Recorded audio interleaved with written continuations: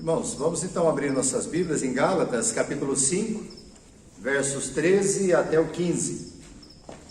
Gálatas, capítulo 5, versos 13 até o verso 15. Hoje a gente está com esse probleminha de energia elétrica, mas creio que a gente consegue acompanhar o estudo dessa mesma forma. Eu vou ler no celular, que pelo menos a luz brilha, daí fica mais fácil de enxergar. Gênesis capítulo 5, versos 13 a 15. Gálatas.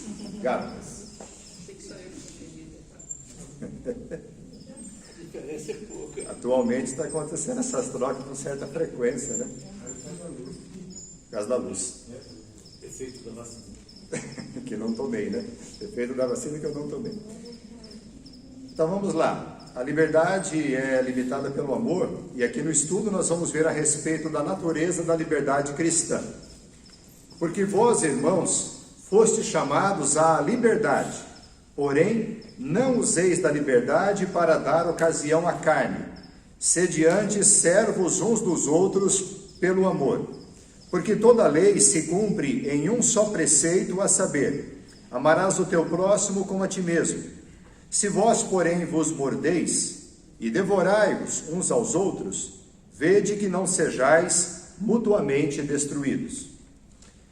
Esse texto, como os irmãos têm acompanhado nos estudos, a gente tem feito estudo expositivo. E o estudo expositivo, ele passa para o texto, o seu contexto, qual foi a intenção do autor, o que ele quis trazer de significado para nós, como que a gente entende, como é que isso se aplica às nossas vidas. E uma forma da gente entender textos bíblicos é compreender qual é o significado dessas palavras, o que elas querem dizer.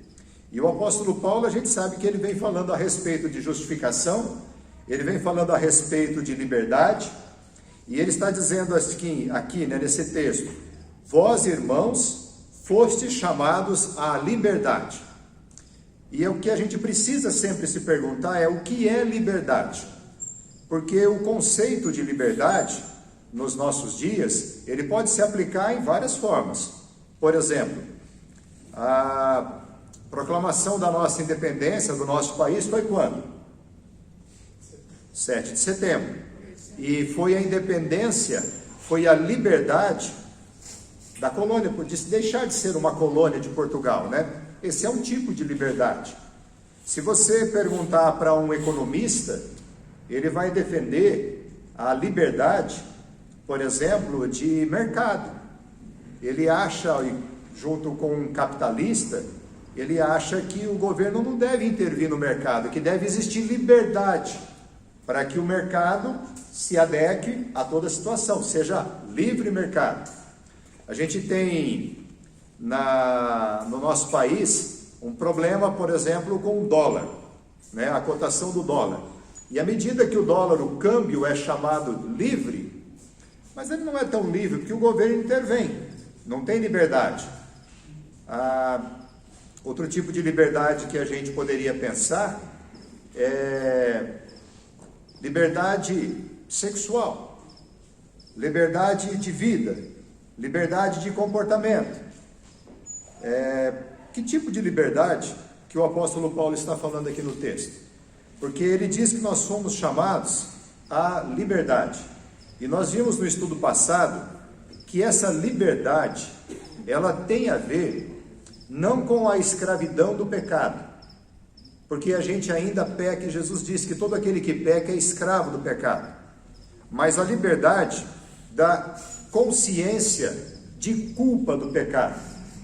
E essa talvez seja uma grande dificuldade que algumas pessoas têm, porque o pecado não acusa mais a sua consciência. Para muitas pessoas, a consciência está tão cauterizada que sequer a culpa. Mas todo aquele que busca a Deus, todo aquele que demonstra piedade diante de Deus, ele vai querer entender como que eu posso subsistir diante de Deus. Porque um dia nós compareceremos diante de Deus. Um dia nós compareceremos diante dele.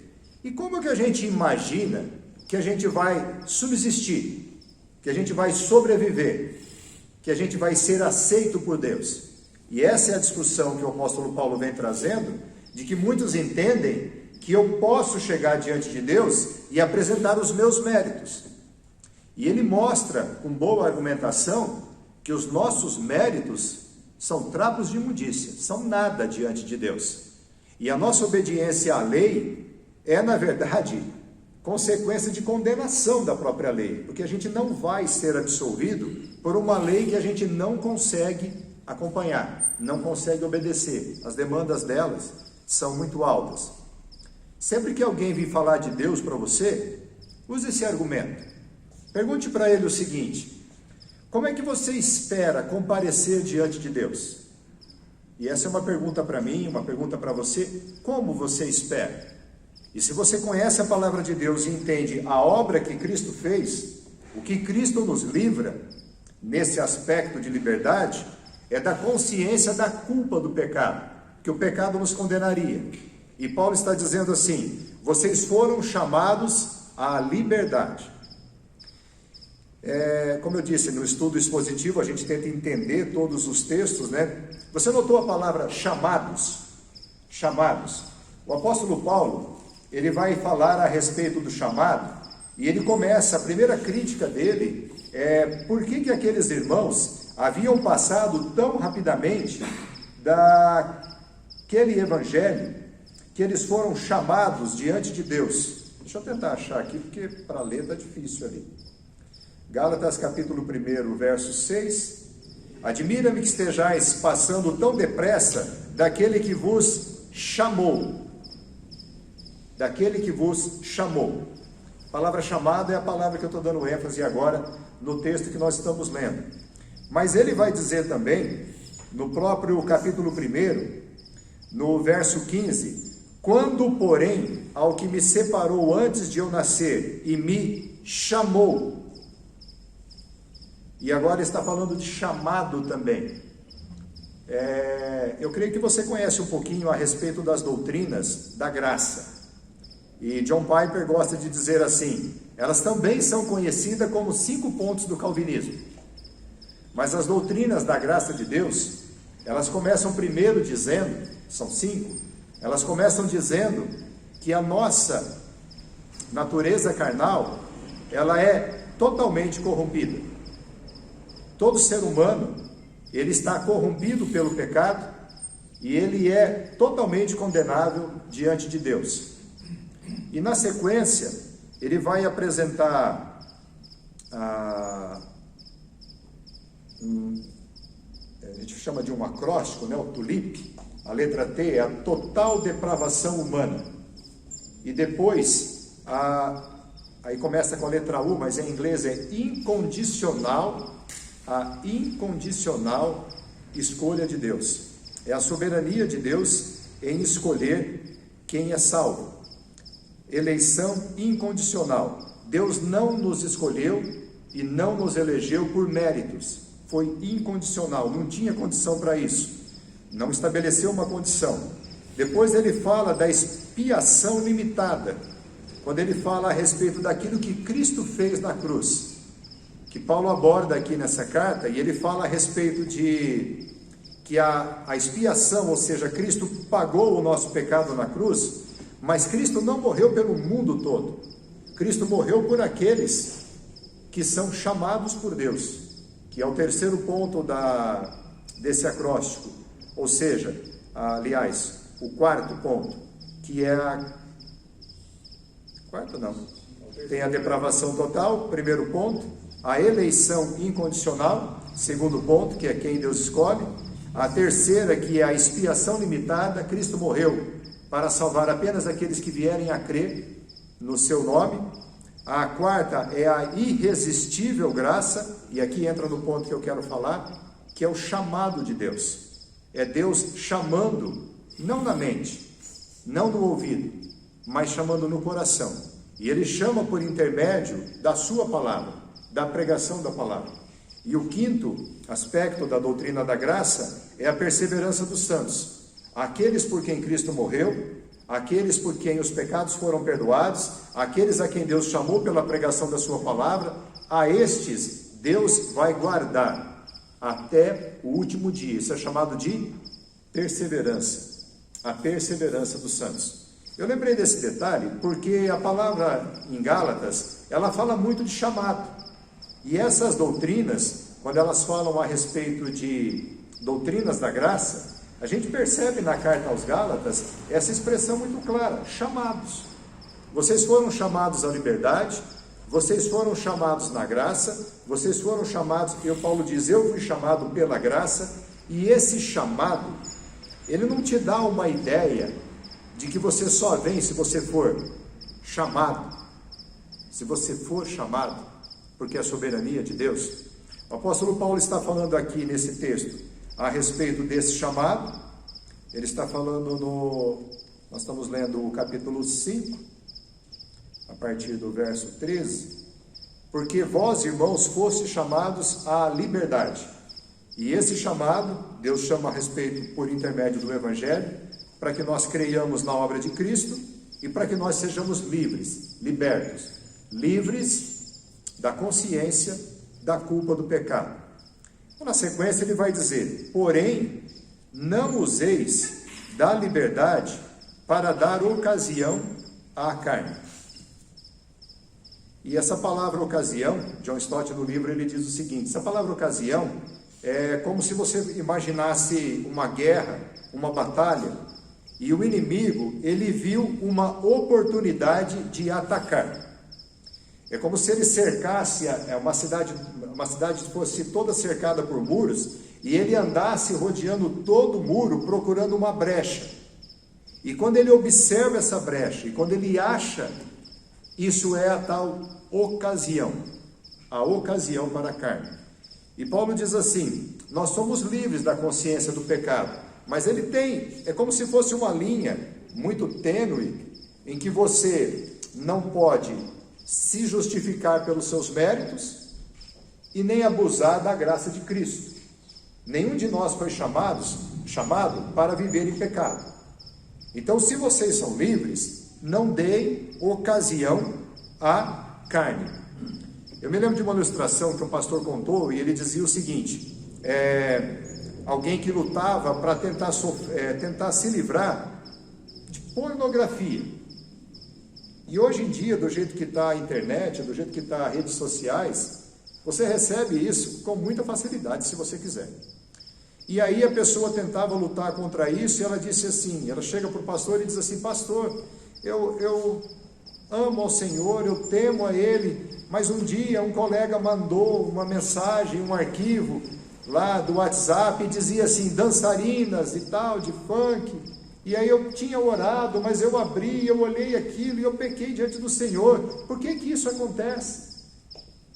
Aí o pastor disse assim: porque você clicou no arquivo e abriu. Foi ocasião. A carne não está morta. A nossa carne não está morta. A nossa carne, ela ainda precisa, e é o que ele vai falar um pouco mais à frente, é que a gente vai tratar esse assunto dizendo, ande no Espírito e você não vai dar ocasião à carne. E a liberdade, ela é tratada nos nossos dias como sendo assim, né? Ele vai dizer na sequência a respeito do amor. Ele diz assim: sede antes servos uns dos outros pelo amor. Vou antecipar a palavra amor aqui, porque hoje em dia, tudo aquilo que bate-se um carimbo dizendo amor, diz que ele está ratificado, ele está confirmado. Então, se uma pessoa... eu escutei isso aqui em Astorga uma vez, há coisa de 10, 20 anos atrás, bastante tempo. Uma pessoa daqui da cidade que ela dizia assim: se a tua esposa quiser te trair, você deve aceitar, porque você a ama e você quer que ela seja feliz. Pareceu uma coisa mais absurda que eu já escutei na minha vida. Mas muitas pessoas, por causa da chancela do amor, começam a dizer a nova moralidade e dizer assim: tudo é aceito desde que tenha sido feito por amor. E o problema é que muita da liberdade que as pessoas cultivam hoje, ela está lá condenada em Romanos, capítulo 1, que homens que não temeram a Deus, homens que não reconheceram-no como Deus, não lhe deram graças, adoraram mais a criatura do que o Criador, e, deixando a verdade de lado, estabeleceram a sua própria verdade, a sua própria justiça, o seu próprio Deus, os seus próprios ídolos. Então Deus os entregou às suas próprias paixões. E muitas pessoas, a gente já escutava falar muito sobre amor livre no passado, né? Lembra quando surgiu o movimento hippie, tudo isso, né? Paz e amor e sexo livre, liberdade. E na verdade, quando a gente analisa tudo isso, o que a gente percebe é que as pessoas estão se entregando, soltando as rédeas daquilo que a sua carne deseja fazer. Soltam as rédeas. E depois que soltam as rédeas, dizem: eu sou livre, eu tenho liberdade. E a vida cristã, ela passou a ser reconhecida, a vida cristã, como uma vida de proibições. Você é crente, você não pode isso, você não pode aquilo, você é jovem, jovem cristão, você não pode isso, você não pode aquilo. Mas o que a palavra de Deus diz é que nós somos livres para não dar ocasião à carne. Pode parecer difícil isso, mas é o que nós precisamos fazer. O texto fala a respeito de chamados à liberdade, mas não usem da liberdade para dar ocasião à carne. Porque se a gente usar a liberdade para dar ocasião à carne e nós pecarmos, nós prestaremos contas diante de Deus. Sede antes servos uns dos outros, servos uns dos outros. E a ilustração que John Stott usa no livro é assim: não tem, eu não sou patrão, vocês não são meus servos, mas eu sou servo de vocês. Vocês não são, eu não sou, como é que é? Nós não somos seus patrões. Vocês não são meus patrões, mas vocês são servos. É como se dissesse assim: a conta não fecha, não adianta tentar entender que só sobra servo. Eu lembro quando eu prestei o serviço militar, e claro, você chega no quartel, você é um recruta, e aí com muito custo você se forma soldado, S2, soldado de segunda classe. E aí apresentaram para nós um quadro hierárquico, e nesse quadro tinha, acima de mim, soldado de segunda classe, o soldado de primeira classe, soldado engajado. Acima dele, um cabo. Acima dele, um terceiro sargento. Acima dele, um segundo sargento, primeiro sargento, suboficial, e aí você fecha os praças. Aí começa na sequência os oficiais. Um segundo tenente, um primeiro tenente, um capitão, um major, um tenente-coronel e um coronel. Aí você pegou a linha de todos os oficiais, a diferença ali é de água e vinho. Mas eis que surgem os oficiais generais: brigadeiro, major brigadeiro, tenente brigadeiro. E acima deles, o tenente brigadeiro em tempo de guerra, ele se torna marechal, marechal do ar. Você tem marechal disso, marechal daquilo. Todos esses marechais já morreram, porque são todos da época do período de guerra. Mas quando eu olhava para aquilo, onde que eu estava? No rodapé. Todo mundo mandava em mim. Todos, sem exceção, mandavam em mim. Mas daí eu poderia pensar, seu Moacir, eu tenho um monte de gente igual a mim, os soldados de segunda classe. Não, lá também tem hierarquia. E a hierarquia é definida pela data de nascimento. Então eu nasci no mês de maio, eu mandava em quem nasceu depois. E quem nasceu antes de mim, mandava. Eu estou contando tudo isso para ilustrar essa questão de que o que o apóstolo diz aqui é que sede, ou sejam antes, servos uns dos outros. Quando você olhar para o seu irmão, você está vendo alguém superior. É um monte de patrão. Ao mesmo tempo, esse teu irmão olha para você e te vê como patrão, porque ele também é servo. E a vida cristã, ela tem esses paradoxos, porque ele só está falando de liberdade, que nós somos livres, mas nós somos servos. Só que ele diz aqui numa frase, de que nós somos servos em amor. servos em amor. E aquilo que nós fazemos, ele vai, no capítulo 15, ele vai contradizer todo esse tipo de comportamento, do tipo assim: se vós, porém, vos mordeis e devorais uns aos outros, vede que não sejam mutuamente destruídos. Não tem como você imaginar, né? Sabe quando o pai e a mãe estão com a criancinha assim, e alguém chega assim querendo beliscar, né, pai? Querendo dar um beliscão? Você fala, aqui não, beliscar meu filho? E se alguém olha e fala assim, nossa, que bochechinho, eu queria dar uma mordida. Não, ninguém associa mordida com coisa boa. Mordida não é coisa boa. Se vós vos mordeis, se vós devorais uns aos outros, vede que não sejais mutuamente destruídos. Porque o que a mordida, o que o devorar ocasionam no meio do povo de Deus? Destruição. Então, queria Sr. Moacir disse esses dias, né, Sr. Moacir, que a gente precisa falar mais de comunhão, de amor entre os irmãos, né? De amor fraternal.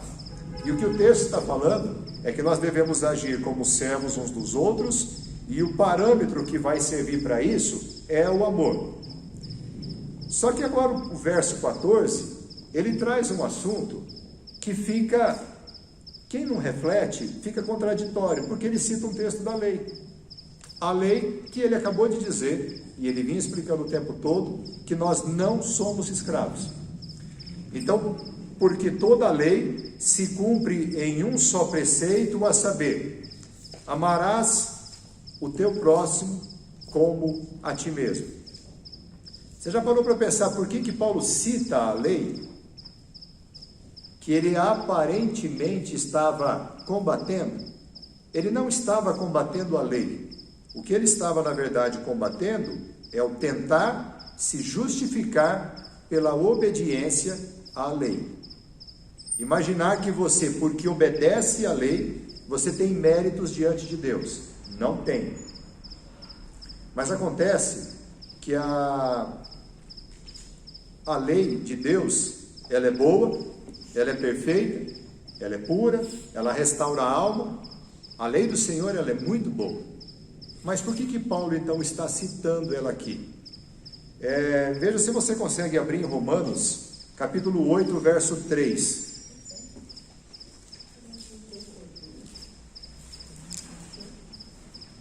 Vou pedir para alguém ler. Estou brincando. Romanos, capítulo 8, verso 3. E aqui vem uma reflexão, um entendimento grande do que é a lei. Romanos, capítulo 8, verso 3.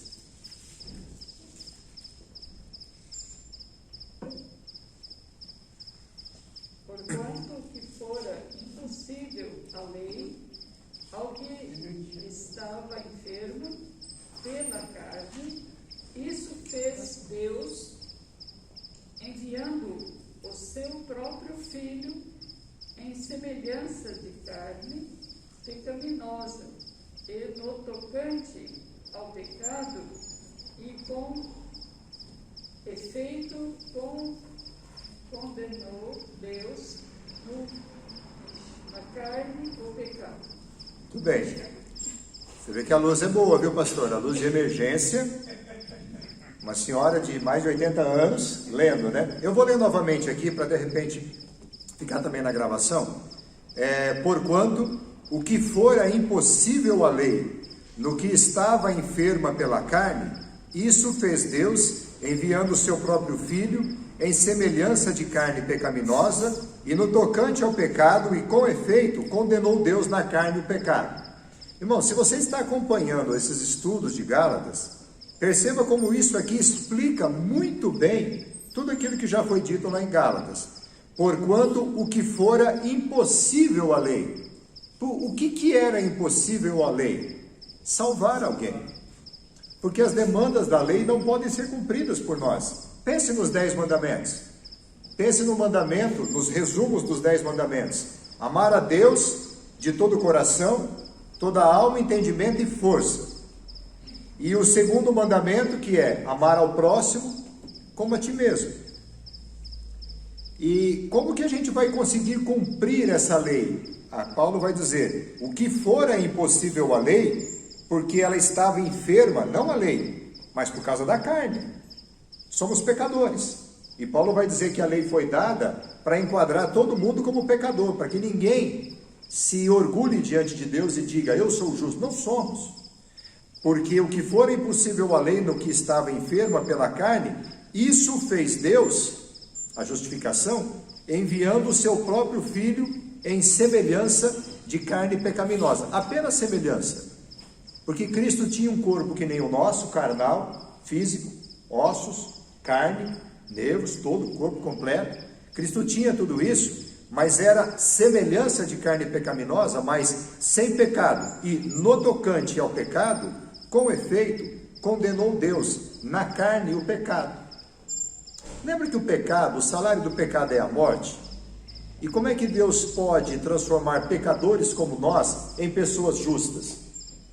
Por isso que ele pega o seu filho, envia para que ele tome a nossa forma humana, assuma a carne, em semelhança de pecado, mas sem pecado, e termina o versículo dizendo o seguinte: com efeito, condenou Deus na carne de Cristo o pecado. E o verso 4 vai falar a respeito da lei. O verso 4 de Romanos 8. A fim de que o preceito da lei se cumprisse em nós, que não andamos segundo a carne, mas segundo o Espírito. Ou seja, a lei ela tem um preceito, ela tem uma intenção. E aí, voltando para Gálatas, quando ele diz assim, a lei, deixa eu achar aqui, porque toda a lei, aqui relacionado a, pensando em pecados de relacionamento com o homem, porque toda a lei se cumpre em um só preceito, a saber, amarás o teu próximo como a ti mesmo. E aqui, para a gente poder compreender, ele terminou o versículo anterior dizendo, vocês precisam ser servos uns dos outros, e servos em amor, porque toda a lei se resume em um mandamento, amarás o teu próximo como a ti mesmo. Então nós somos livres da culpa do pecado, nós somos livres da condenação da lei, porque Cristo sofreu na carne o nosso pecado, mas nós voltamos para a lei para obedecer o preceito da lei. E o preceito da lei é o amor. Quais são os mandamentos? Você tem 4 primeiros mandamentos voltados para Deus e 6 outros mandamentos voltados para o nosso relacionamento. Honrarás a teu pai e mãe, não matarás, não adulterarás, não furtarás, não dirás falso testemunho e não cobiçarás. Você não vai cumprir esses mandamentos pensando que porque você o está cumprindo, você será tornado justo diante de Deus. Mas porque você foi justificado por Cristo, você volta para o mandamento para obedecê-lo em amor. É isso que o texto está dizendo. Obedecer em amor. Então, se eu fui, lembra da parábola do credor incompassivo? Qual que era a expectativa do rei quando ele perdoa aquela grande dívida? Que aquele que foi perdoado, quando ele chegasse perto de outro, que devesse algo para ele também, ele replicasse, ele refletisse esse perdão. Então, porque Deus me amou, Paulo diz assim, esse viver, que agora vivo na carne, vivo pela fé no Filho de Deus que me amou e se entregou por mim. Eu vivo esse viver agora na carne. E porque Cristo me amou e morreu pelos meus pecados, eu me relaciono com o meu irmão como sendo eu servo dele. Se forem meus pais, eu vou honrá-los. Se for o meu próximo, eu não vou matá-lo, não vou adulterar, não vou cobiçar nada que é dele, não vou falar mal dele. E tudo isso eu vou fazer por amor. Se você e eu entendermos bem isso, a gente vai olhar para um pouco das nossas atitudes e pensar assim, qual é a minha justificativa para odiar alguém? Se alguém faz alguma coisa para mim, eu tenho o hábito de às vezes ficar remoendo isso, e por ficar remoendo isso, eu vou cultivando um ódio. Acontece com você também? Não? Espero que não. Quando alguém magoa você, se você cultiva isso, a gente está desobedecendo o mandamento do preceito da lei. O preceito da lei é que nós devemos amar aos nossos irmãos. Tem mais um texto, porque amar ao próximo como a ti mesmo é o preceito da lei. Mas qual foi o preceito de Cristo? Como eu vos amei. Novo mandamento vos dou, que vos ameis uns aos outros como eu vos amei. O nível subiu. Porque qual foi o amor de Cristo por nós? É um amor sacrificial. Cristo nos amou, Ele morreu por nós. E vocês serão conhecidos pelo amor que vocês tiverem uns pelos outros. O que Paulo está dizendo para concluir nesse texto é que nós fomos chamados à liberdade da consciência da culpa do pecado. Nós não sofremos mais a consciência de culpa, porque Cristo nos livrou disso. Ele nos chamou para a liberdade, mas a gente não deve viver pecando. A gente não deve dar ocasião à carne. E a carne, ela está procurando uma ocasião estratégica para entrar. Não deis ocasião à carne. Lembre-se sempre, isso é para nós. Vocês são servos uns dos outros, e servos em amor. Não é sofrimento, não é obedecer e achar que é difícil, é em amor. E o preceito da lei é esse mesmo, que nós devemos amar ao nosso próximo como a nós mesmos, ou dentro do padrão de Cristo, amarmos ao próximo como Cristo nos amou. É assim que ele pede para aplicar a parábola do credor incompassivo. E o que Paulo está dizendo aqui de relacionamento é muito sério para aplicar às nossas vidas, aplicar no nosso relacionamento com os irmãos. A gente tem dificuldade com isso? Tem. A gente não tem muita facilidade para compreender isso e colocar em prática, mas é isso que a palavra de Deus espera de nós. O nível de exigência, ele não é baixo, e só é possível fazer isso. O apóstolo Paulo vai dizer lá em Romanos 8:4, que nós não vivemos pela carne, nós vivemos pelo Espírito, que é o tema do próximo estudo, quando ele vai falar sobre viver na carne, viver no Espírito, obras da carne, fruto do Espírito, tema para o nosso próximo estudo. Amém? Vamos orar? Senhor nosso Deus e Pai, nós te damos graças por esse texto da Tua Palavra, que nos mostra e que nos lembra que nós somos chamados para a liberdade em Cristo. Nós não somos escravos da condenação da lei, mas nós também não somos livres para viver como queremos. Nós não devemos viver conforme o mundo vive, e nem o nosso conceito de liberdade é o conceito que o mundo tem, mas é o conceito da Tua Palavra. Nós somos livres, nós fomos libertados da culpa e da condenação do pecado, e nós queremos viver, ó Pai, em amor, considerando uns aos outros superiores a nós mesmos, nos considerando servos uns dos outros. E ó Pai, coloca no nosso coração para que nós façamos isso em amor, para que nós não façamos com peso, para que nós não façamos com dor no coração, mas para que de fato nós compreendamos o grande amor de Cristo. E eu creio que Paulo ora sobre isso, coloca-se de joelho diante do Pai, para clamar que a gente conheça e compreenda o amor de Cristo, que excede todo o entendimento. Porque a única forma de eu poder amar ao meu irmão é se eu compreender como eu fui amado. Senhor, nós te pedimos que o Teu Espírito Santo nos conceda isso, de nós compreendermos o amor de Cristo, compreendemos quem nós éramos, a nossa situação e essa salvação maravilhosa, Pai. Que essa compreensão do amor de Cristo penetre de fato o nosso coração, também o nosso entendimento, as nossas ações, para que nós nos amemos uns aos outros.